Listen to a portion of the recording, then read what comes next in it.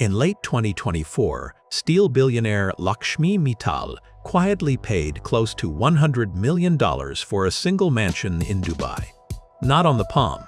Not inside a hotel-branded tower with its name lit up across the skyline. Behind a gate on a private street in a neighborhood most tourists have never heard of and will never see. Mittal was not chasing headlines, he was buying privacy, and he is far from the only one doing it. For 2 decades, the story of extreme wealth in Dubai has been written in glass and height. The Burj Khalifa, the fronds of Palm Jumeirah stretching into the Gulf. Every skyline shot and every ranking of the world's most expensive real estate points to the same handful of postcard addresses. But underneath that skyline, something has been shifting quietly. The truly wealthy, families managing fortunes worth tens of billions of dollars, have started moving somewhere else. Somewhere with no view from the highway. Somewhere with a single road in and a single road out. Because behind Dubai's glamorous skyline lies a hidden community that has quietly become one of the most exclusive addresses on Earth. Dubai has spent the last several years becoming the single biggest magnet for private wealth migration on the planet. According to the Henley Private Wealth Migration Report, the UAE has topped the world's millionaire inflow rankings for 5 consecutive years, pulling in an estimated net 9,800 millionaires in 2025 alone, more than any other country on Earth, including the United States. But the families with the most money, the ones several tiers above a garden-variety millionaire, tend to avoid exactly the visibility that story implies.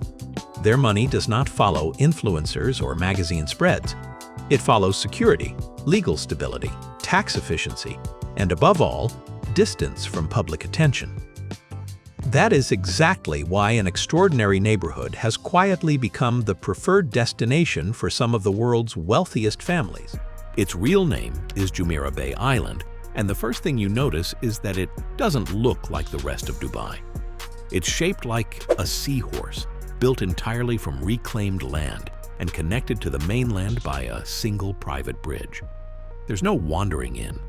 There's no boardwalk for tourists to stroll along at sunset. The entrance is controlled, and that control is the entire point.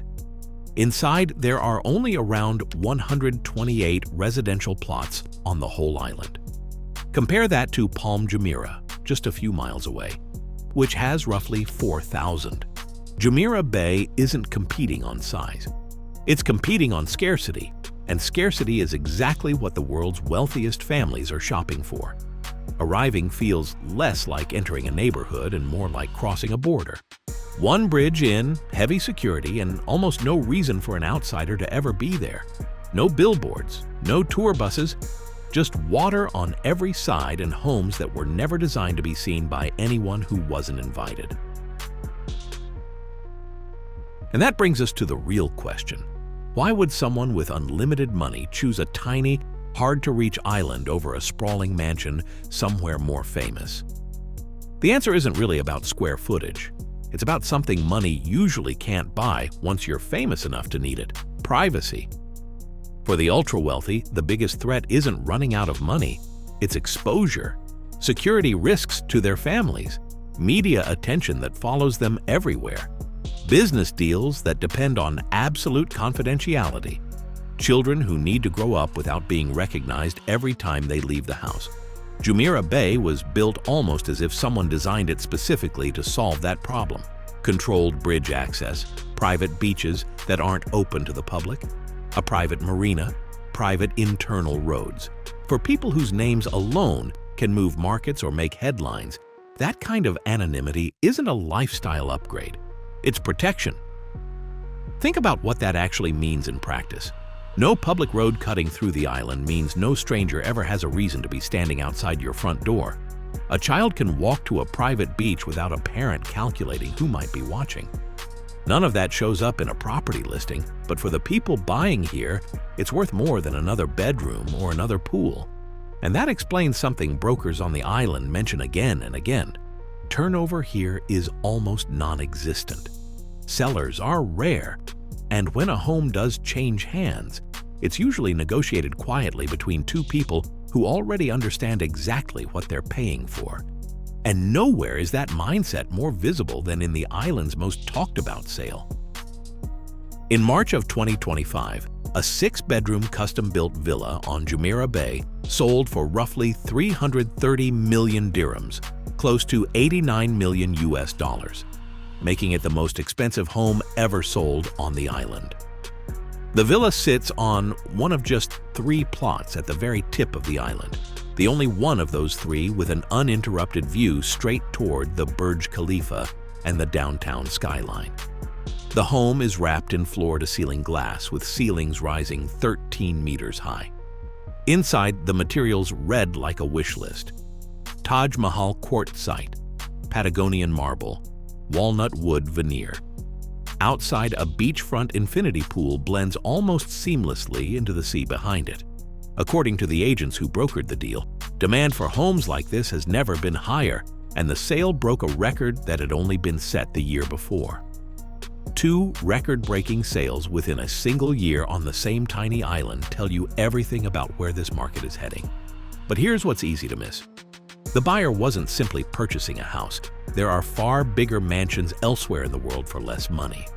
What they were actually purchasing was the simple fact that almost no one else on Earth can buy what they just bought. Only 3 plots exist at that exact tip of the island. Once they're gone forever. That scarcity didn't happen by accident, and a huge part of it traces back to one brand. Jumeirah Bay is anchored by the Bulgari resort Dubai, and the effect it had on the island's reputation is hard to overstate. A private marina built for super yachts, a members-only yacht club, branded residences that put the Bulgari name on the building itself. Luxury brands have always understood something most real estate developers miss. Prestige isn't built by the architecture alone. It's built by the name attached to it. Once Bulgari planted its flag on this island, Jumeirah Bay stopped being just another waterfront development and started becoming one of the most recognized ultra-luxury addresses on the planet, mentioned in the same breath as Monaco or Mayfair. So who actually lives behind those gates? Some names have become public, even though most residents work hard to avoid exactly that. Footballer Cristiano Ronaldo has been widely reported as a property owner on the island. International business leaders, royal family members, and global entrepreneurs have all been linked to addresses here. But notice the pattern. Almost everyone connected to this island stays deliberately quiet about it. There's no red carpet, no address shared on social media. The people who can afford to live anywhere on Earth chose the one place where almost nobody would know they were there.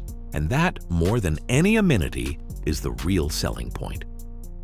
Jumeirah Bay isn't the only secret hiding in plain sight either. Dubai has built an entire layered system of exclusivity, and most visitors only ever see the outermost layer. Take Emirates Hills, often compared to Beverly Hills for a reason. Custom mansions surrounding a private golf course, home to embassies and longtime business families. Or look closer at Palm Jumeirah, the famous palm-shaped island most tourists already know. Even there, the most exclusive beachfront villas are tucked into private fronds far from the hotels and the crowds, with their own private docks hidden in plain sight. Dubai, it turns out, offers wealth in layers. The landmarks everyone recognizes sit on the surface. The real exclusivity lives quietly underneath. So why is so much of the world's wealth choosing to move here in the first place? Strip away the marketing and the reasons are surprisingly practical. Global instability is pushing wealthy families to diversify where they live, not just where they invest. Dubai's tax structure protects wealth across generations. Its airport connects almost anywhere on Earth within hours, and its time zone sits conveniently between Asia, Europe, and the Americas. Healthcare, private schools, and government regulation all cater specifically to internationally mobile families who could legally live almost anywhere they choose. It's enough to make analysts ask a bigger question. Is Dubai quietly becoming the next Monaco? When you compare it to Monaco, Singapore, London, Miami, or Geneva, Dubai offers something most of those cities can't match simultaneously: low tax, high security, and genuine physical space to build something private at enormous scale. Monaco is famously cramped. London and Geneva carry tax burdens that family offices spend fortunes trying to legally minimize. Dubai, by contrast, offered room to build an entire seahorse-shaped island and fill it with the most expensive homes on the planet. Whether that turns Dubai into a permanent global capital for the ultra-wealthy is still playing out. But the early evidence suggests the concentration of wealth here isn't slowing down. It's accelerating. The world's richest people rarely announce where they're going. They simply arrive, quietly, while the headlines stay focused on skyscrapers and supercars. The real story is happening behind a guarded bridge, on an island with only 128 homes, where privacy has become the most expensive luxury that money can buy. Maybe the future of extreme wealth was never about who could build the biggest mansion. Maybe it was always about who could disappear the most completely on an island almost nobody else will ever be allowed to reach.